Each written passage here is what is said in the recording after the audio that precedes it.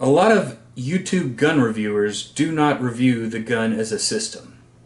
They review the gun as it comes out of the factory. They don't review modifications you can do and make the gun a system. They just review one modification at a time, such as a red dot or a trigger. My intention here is to show you a few guns that I've got that are systems. And this includes everything from the optics to the trigger to the ammunition, because it's all a system and it all works together. And I don't think enough people go over this and realize that it's a system. They just review the gun and then say, here's the gun, and it's done. And I don't think that's the answer. You need to have a whole system that's set up, that's fit for purpose.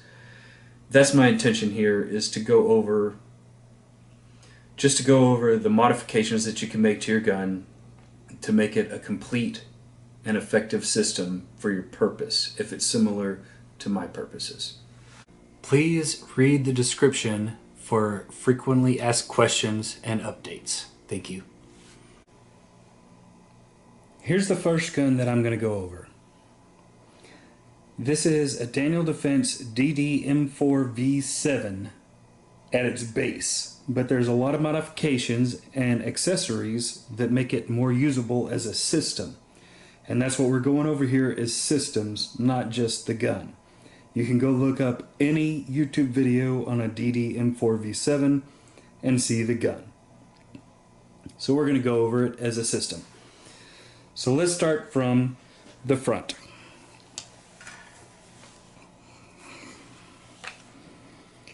At the front, we've got a Surefire closed tine war comp. The reason that I chose this is because I decided that if I ever wanted to put a silencer on this, it would be a Surefire SOCOM. So I decided to get a mount for it that would work without the Surefire SOCOM silencer, but also would work with it should I choose to get one. And it works really well. It's got a comp, it's got a flash hider, it's closed tine so it doesn't ring and make all the ringing noise and whatever. So next back, we've got the Magpul flip up sights for now. In July, the Scalarworks will be coming out with some 193 sights that I'm going to get. But for now, this is all I've got, and I can use them if I need to. Back from that is a Surefire light. Okay, so this is a light. It's the Scout Vampire. So right there, you can see it says WH for white. Let's see if I can bring it in closer. White, and that's what I leave it on. You can change it to off. You can change it to IR for use with night vision. So this light can be used for white light or IR simply by just turning the front of it. I mean, it's that easy. So this light has multiple uses. It doesn't take up multiple spots on your rifle. It doesn't take up multiple purchases. It's one light that'll do all that stuff. Now moving to the back of the light, we've got a tail cap that I had to buy separately, which is kind of annoying. But it has a thumb button that you can use for momentary, or you can use it for on. But it also has a connection to where you can hook up a switch.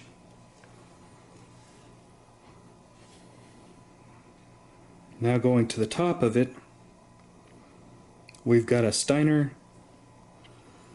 I think it's called OTAL-C.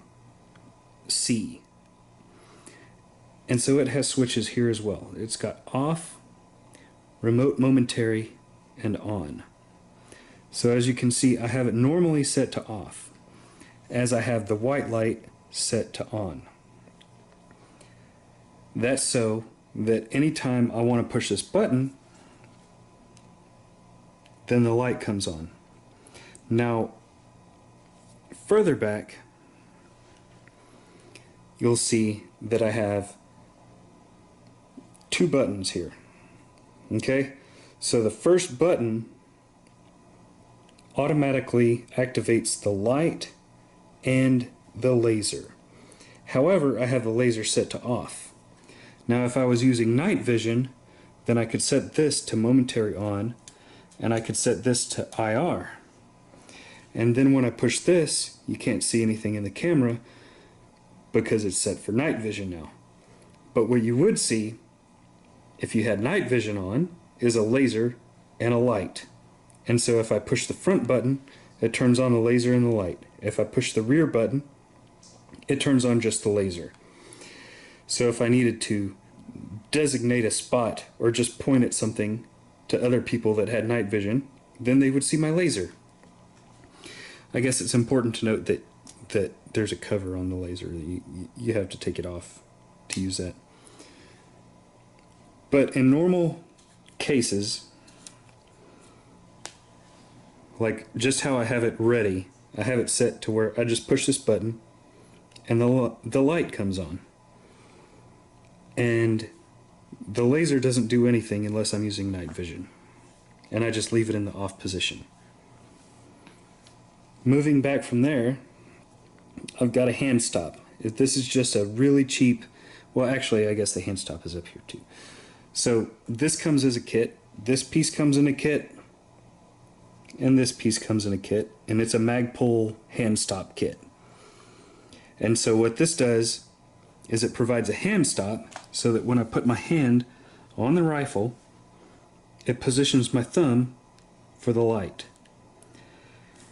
The other part of the kit provides a barrier stop so that if I need to lean my rifle against something, then I can lean my rifle against like a wall or a ledge or whatever and use that as a stabilizing thing. So you can see how I have the wires run that go to the light and the laser, and they go back to the switch. And so this is the configuration number 4, and the switch is okay. So this is a Steiner OTALC. This is a Surefire Scout Vampire, and this is a Unity Tactical TNVC TAPS. With there's several different kinds you can get. This is the 4th one. Whatever number 4 is, that's what the switch is, and that gives me the ability to do the light and the laser on the forward switch, and the laser only on this switch, provided that I have the laser switched on, which I don't right now. Moving back from there, we've got a ScalarWorks mount with a Aimpoint T2, and this is a solid setup. I have had Aimpoints that have been run over by cars multiple times by accident, and they didn't lose zero. They're good to go, in my opinion, and a lot of other people's opinion too. So what we've got here is we've got a ScalarWorks mount and an Aimpoint T2. The cool thing about the ScalarWorks mount is that it's got this knob right over here where you can take it off. If for some reason the sight gets damaged and you need to run your backup sights, you can just pull the whole thing off and use your irons. That's fine. Back from that,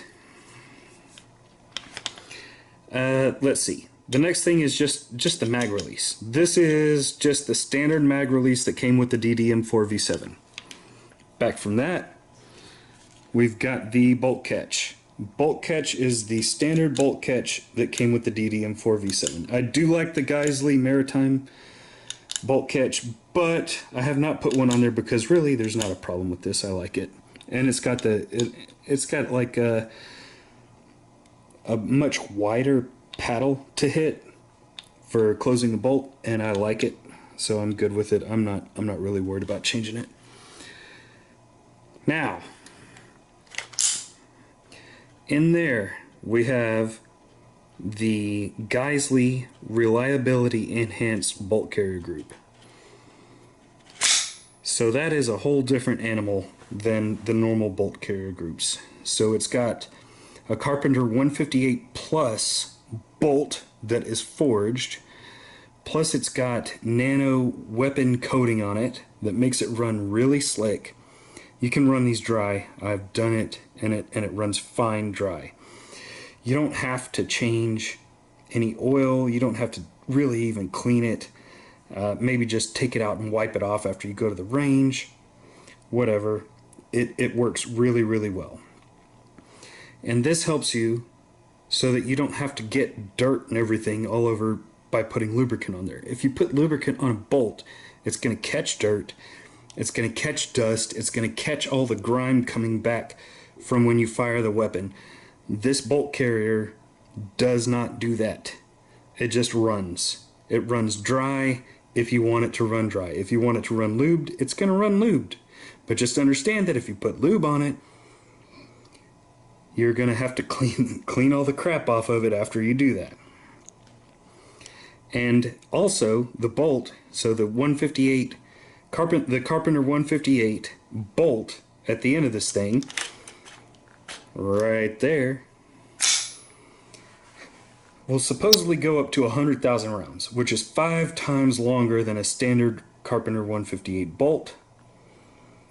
And that's a lot more than 5 times the price. So it might be a little expensive to get the bolt carrier group, but it's going to run a lot longer and a lot better than any other bolt carrier group. Dust cover is the same. It's just the one that came with it. Next back, we've got the trigger. This is the Geisley SSAE 2-stage trigger. So put it on fire. You've got the little bit of pullback and then a nice clean snap. That's wonderful. Reset. Reset. Well, let's turn it over. Very, very short. Very, very nice. Then we'll go to the safety selector. So you got the safety selector here. This is the Battle Arms Development Ambidextrous Safety Selector, otherwise known as the Badass. So it's got a long lever on this side that's thick out from the side of the rifle, so that it's easy to do that. But it's still positive, it's just easy to do it. And on the other side, it's got a small one. So you put it on fire there. Now, how I normally use it is I put it on fire with my firing hand, with my firing thumb, and then when I'm done firing, I pull back with that. And so that pulls it back into place on safety very easily when I'm done firing. And so maybe I don't need it as much with my left hand, but if I do need it with my left hand, I can use it very easily with my left hand. Just like this. No problem. I can use it the same way. And it is not getting in the way of anything that I'm doing. Next thing is, well, I took the whole grip off. It came with the Daniel Defense grip, right? So I took the whole grip off because I like this grip. So I had to replace the trigger guard. So this is a Magpul. I think it's the aluminum trigger guard. I don't care if it's polymer or aluminum. This was at the store, so I picked it up. The grip is a BCM 2.0. And to me, this is just the best grip ever for a couple of reasons. So, here we go. The grip, well, I'm trying to get it to where you can see everything. So the grip is at a very vertical angle. It's not tilted way back so that you can get your hand up here. But the thing is that I like to keep everything the same with pistols and rifles. So if I slide my hand up here, this part of the grip keeps my hand down. And also, since it comes back more, it keeps my finger in line with the trigger. Everything keeps my finger in line with the trigger. So as you can see here, if I put my hand on there and I have my finger on the trigger, it's straight. So this grip, what it does is all I have to do is reach up, just push up just like this, and it puts everything in line to where I have my finger right on the trigger where it needs to be. And it's also got this extra little spacer down here if you want it. You can change the spacer, you can change these back straps, you can change everything on the grip to make it custom to you. And so you just push your hand up there, and it puts your hand right in the place where it needs to be so that you can get your finger on the trigger. And that's what I like about the grip. Moving back, we've got the Magpul M-Bus flip up rear sight. And it's, you know, just to go along with the front sight. And ScalarWorks will be coming out with a 193, so that'll co-witness with this, because this is a 193 mount. This is a 193 mount, and I absolutely stand behind that. That's the way. All of these sights are not going to work with the 193 mount as a co-witness, but that's okay, because ScalarWorks is coming out with something in the future, and you'll be able to get it then, July. Next up is the receiver extension or buffer tube. So what I did is I got the Viltor, or however you say that, A5 system. VLTOR A5. Now a lot of companies make the same system, but this one is cheaper and seems to work just the same. So I'm not going to spend a bunch of money on like a V7 one, like twice the price. And it's got 6 positions, and you can see it through the top of the buttstock. You can put it all the way down. Now I just run it in position 1 because that's like really short, and it makes it really easy to get up on your shoulder and everything. So what does this system do? This system has a buffer in it. Now mine has the H2 buffer.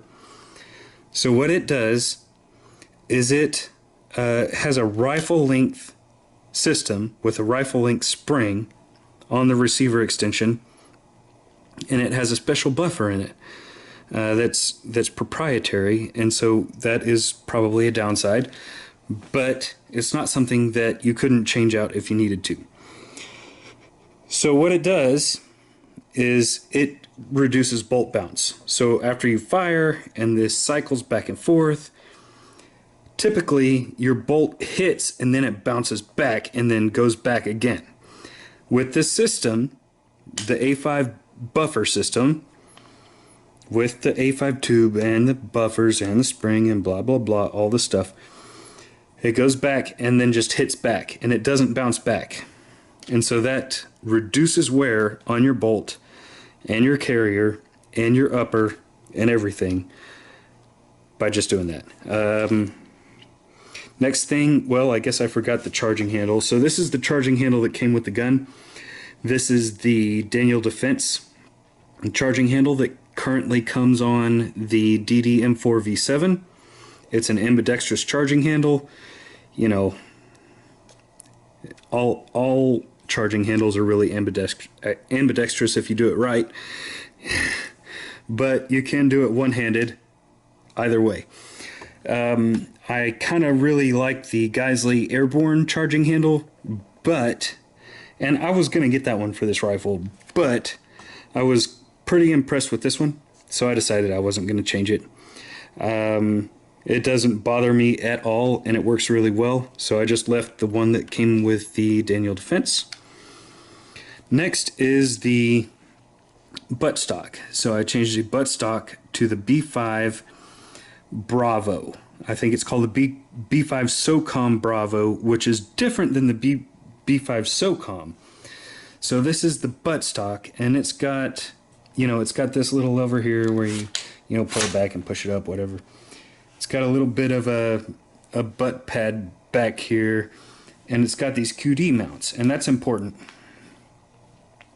So I'm a right-handed shooter, and you'll see this is a Blue Force Gear sling that I have on there, and I've got the Magpul QD mounts. I think those are really, really nice because of the coating that they've got on them. They don't rust, and I've had a lot of problems with QDs on other rifles rusting. So I really like these because they don't rust and they stay nice. And I like the Blue Force Gear sling because it's got this little tab where you can pull it back and forth and adjust it tighter and looser as you need. I've also got it mounted at the front of the rifle, as you can see there, and it stays as it's supposed to be. You know, it doesn't move, so it stays how it's supposed to be, and you can adjust it how tight or loose you need it. And so I have this side on the left side of the rifle, and then, you know, on the back side I have this on the right side, and that keeps the rifle pulled up close to me. It keeps everything right in place so that it's ready to use, and it's not just wobbling around everywhere. It keeps it nice and tight and everything's ready to go. So this is my DDM4V7 system. That's the complete system as the rifle goes. Now, magazines. So I use the, this is actually not one of them, but I use the Magpul Gen 3s is what I buy now. Now this is one of the older mags that I've got. This is the Gen 2. You can tell because it doesn't have the little lip here. But I did get one of these Gen 2s caught while I was shooting, and it took a lot of effort to get the mag out because it was over inserted. And I didn't believe anything about the Gen 2 over Gen 3 or Gen 3 over Gen 2. I thought that was all a bunch of BS and I wasn't going to spend the extra money until it happened to me. And so then I got the Gen 3s, and it hasn't happened since. Now this is not a mag that I'm using in this particular gun, it's actually in another gun. But these work really well as far as the Magpul Gen 3s go. Great mags. I have not had a problem with one feeding. I have not had a problem with one getting over inserted. No problems. Another one that I'll use is the OK Industries SureFeed. I have used these quite a bit. They're aluminum. They're very lightweight. They're lighter than the Magpuls. They're probably stronger than the Magpuls. And I have never had any over inserting issues with these. I've never had a problem feeding, nothing.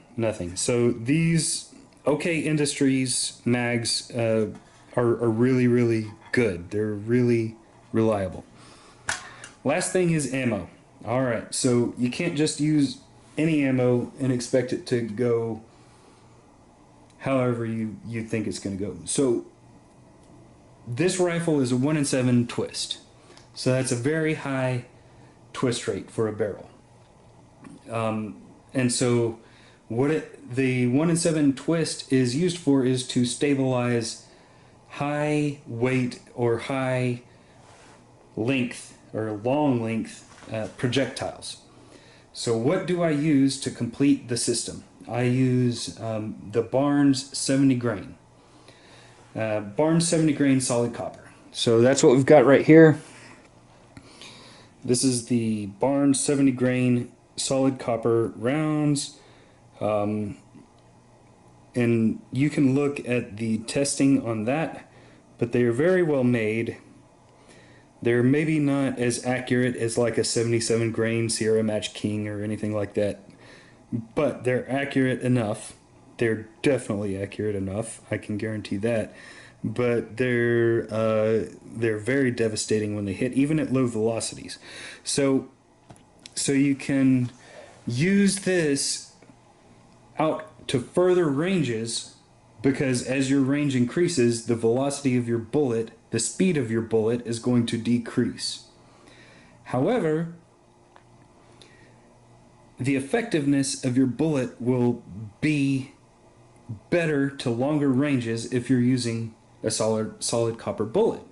However, since the BC of the bullet isn't going to be as high as a lead bullet, it's not going to go out as far. So it's all a compromise. This is just what I've decided to use because it's going to be plenty good enough for me, I believe, at close range in other guns that I've got, as well as this gun. So what I've got here is I've got a rifle that's definitely good out to 300 yards, no issues. I've got it sighted in. That's the other part of the system, is I've got it sighted in at 50 yards.